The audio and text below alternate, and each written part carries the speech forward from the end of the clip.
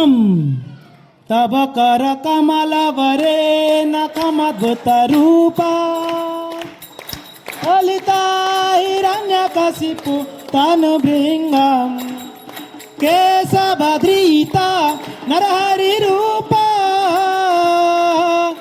जय जगदीश हरे जय जगदीश हरे जय जगदीश हरे जय नरसिंहदेव जय नरसिंहदेव नरसिंहदेव जय नरसिंहदेव जय प्रहलाद महाराज जय प्रहलाद महाराज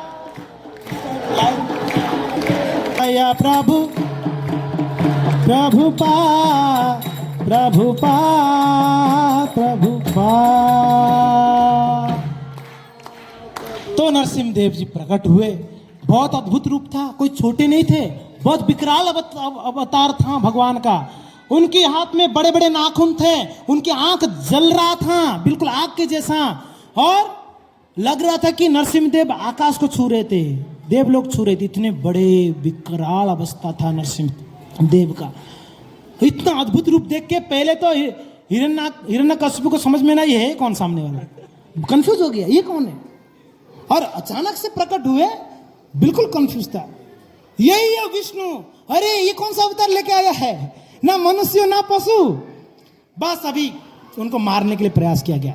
एक बार तो नरसिंहदेव उनको ऐसे झपट लिए, झपटने के बाद नरसिंहदेव वर्णन आता है, नरसिंहदेव देखे गया कहाँ यार, ये कहीं दिख नहीं रहा है, धोती को झाड़े, कहीं धोती में तो नहीं फंस गया, कपड़ा को झाड़े, सब झाड़े, उनके नाखून के बीच में फंसा हुआ था हिरण्यकशिपु। तो आप अंदाजा लगा सकते हो भगवान कितने बड़े होंगे उस समय।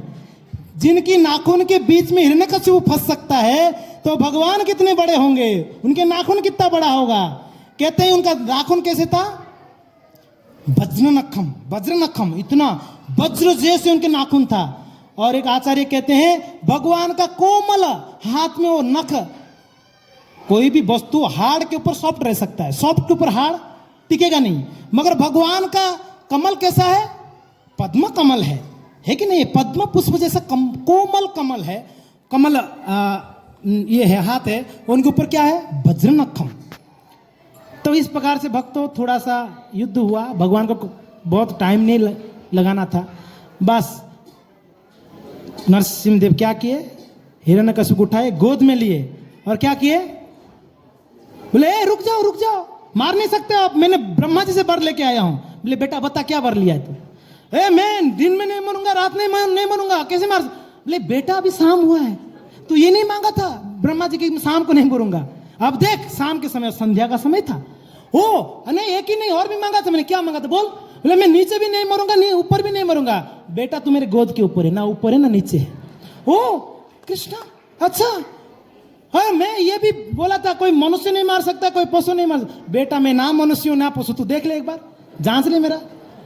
बोले ओ मैं कोई अस्त्र शस्त्र से नहीं मरूंगा, नहीं मैं कोई बाहर नहीं मरूंगा, अंदर नहीं मरूंगा। बेटा ये आंगन है, इसको बाहर भी नहीं बोला जाएगा, अंदर भी नहीं बोला जाएगा। होता है मैं कोई अस्त्र शस्त्र नहीं मारूंगा। बेटा तेरे को मारने के लिए अस्त्र जरूरत है, मुझे मेरा नाखून काफी है। बस नाखून को ये करके एकदम बिखार दिए, उसको एकदम फाड़ डाले। इतना क्रोध में थे ना, इतना क्रोध में थे ना, प्रहलाद जी को इतना परेशान किया इसने, एकदम क्रोध में इतना उनको फाड़े, इतना फाड़े, वो जो हिरण्यकशिपु था उसका मांस नाखों में लग गया, नीचे गायब हो गया, सारा नाखों में आ गया, नाखून में। भगवान तब भी फाड़ रहे क्रोध से, बिना देखे फाड़ रहे। बाद में देखे नीचे है ही नहीं, हुआ कहाँ गया। उनके नाखूनों में सब अलग अलग, कोई हाथ के यहाँ नाखून में फंस गया, कहीं पैर फंस गया, हालत ऐसा था, खत्म। हिरण्यकशिपु की अरे जय भी जय थे भाई महाराज बिल्कुल जी। तो भक्तों इस प्रकार से भगवान नरसिंहदेव उनको मार कर प्रहलाद, और जब मारने के बाद इतने क्रोध में थे, क्रोध शांति नहीं हो रहा था। उग्र नरसिंहदेव थे, उग्रम वीरम महाविष्णुम जलंतम सर्वतम मुखम नरसिंहम भीषणम भद्रम मूर्तिर्मूर्ति नमामि हम। वो भीषण नरसिंह थे, उग्र नरसिंह थे, शांत नहीं हो रहे थे। क्या क्रोध था, मेरे भक्त को इतना तकलीफ दिया। इस संसार में सब कुछ भगवान सहन कर लेंगे आपका। अगर कोई भक्त को आपने कष्ट दिया, कोई भक्त को अपमान किया, कोई भक्त को दुख दिया, तो भगवान तब नहीं माफ करेंगे, तब भगवान नरसिंहदेव प्रकट होंगे। तो भक्तों इस प्रकार से भगवान इतने क्रोध में थे, तो देवता लोग आए प्रार्थना करने के लिए, प्रार्थना वगैरह किए, नरसिंहदेव शांत नहीं हो रहे थे। बोले भाई साहब ये तो शांत नहीं हो रहे, कैसे शांत होंगे? तब पर भी क्रोध कर रहे थे और दहाड़ रहे थे। शहर क्या होता है, सिंह दहाड़ता है, दहाड़ रहे थे, गर्जन कर रहे थे।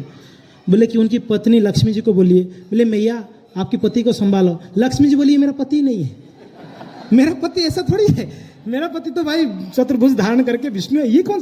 बोले कि मैया तो आपका ही पति है, ये रूप लिए है। बोले नहीं मैं नहीं जाऊंगा इनके पास में, ये जब शांत नहीं हो तब तक नहीं जाऊंगा। फिर कौन शांत कराए बाबा? बोले ब्रह्मा जी को कहे कि जिनकी वजह से क्रोध किया है भगवान उन्हीं को बुलाए। प्रहलाद जी वहीं खड़े थे हाथ जोड़कर, प्रहलाद जी को बुलाया गया। प्रहलाद जी बोले बेटा आप जाओगे तो नरसिंहदेव शांत हो जाएंगे। प्रहलाद जी बोले कि ठीक है।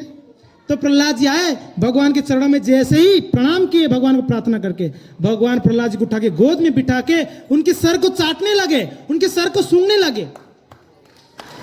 एक सिंह उनके बच्चों को कैसे प्रेम करता है, चाट कर सूंघ कर, तो चाटने लगे, तब शांत हो गए। भगवान उग्र नरसिम्हा शांत नरसिम्हा हो गए, होकर उनको चाटने लगे। तो प्रहलाद जी बहुत सुंदर प्रार्थना किए, आप भागवत में पढ़ लीजिए, है कि नहीं है? तो भगवान को शांत करने का भी किसी का हिम्मत नहीं था। प्रहलाद जी इतने महान भक्त हुए, वो भगवान को शांत करा दिए। तो भक्तों आज के दिन भगवान श्री नरसिंहदेव को प्रार्थना करें, हे भगवान। एक भक्त ने प्रार्थना किया, हे भगवान नरसिंहदेव कृपा करके मेरे हृदय में जो हिरण्यकशिपु बैठा है प्लीज उसको नाश कर दीजिए। तो बाजू में एक भक्त बैठा था, इतना क्यों तकलीफ दे रहा है नरसिंहदेव को? उनको बोलना आप मुझे खत्म कर दो करके, मुझे खत्म कर दो, अंदर जाके हिरण्यकशिपु को मारना ये क्या है? बोलो मुझे खत्म कर दो, मैं ही हिरण्यकशिपु हूँ, हम सभी एक एक हिरण्यकशिपु हैं। हमारा जो गुण है, कहीं देवताओं का गुण है, कहीं भक्तों का गुण है। तो भगवान हमको चितड़ फितड़ कर दो, खत्म कर दो, आपके हाथ से मरना चाहते हैं। तो भगवान से प्रार्थना करें हमारे जीवन में जो भी ऑब्स्ट्रकल है, जो भी भक्ति में बाधा आता है, हे भगवान सबको नाश करिए ताकि हम आपकी चरण कमलों को प्राप्त कर पाए। जय नरसिंहदेव भगवान की जय, प्रहलाद महाराज की जय, श्रील प्रभुपाद की जय, निताय गौर हरि प्रेमानंदे। बहुत बहुत धन्यवाद। हरे कृष्णा। तो अभी आरती होगी, उससे पहले हम एक विशेष अनाउंसमेंट करेंगे। कल से 7 दिनों तक यहीं पर श्रीमद् भागवत कथा का आयोजन की जा रही है। हरि बोल। और ये भागवत सप्ताह पूज्य अतुल कृष्ण प्रभु जी के द्वारा होगा। हरि हरि बोल। तो आप सबसे निवेदन है, आज जैसे आप लोग भारी मात्रा से आए हैं, कल से 7 दिनों तक 7 से 9 बजे तक आप पधारिए, कथा में भाग लीजिए, अतुल कृष्ण प्रभु जी का सानिध्य में सुंदर कथा का आस्वादन करिए। और रोजाना प्रसाद होगी, चिंता मत करिए, आप लोग फ्री होके आइए, यहाँ कथा सुन के प्रसाद पाइए। और कल के दिन थोड़ा जल्दी आना है, 6 बजे आना है। कल के दिन कब आना है?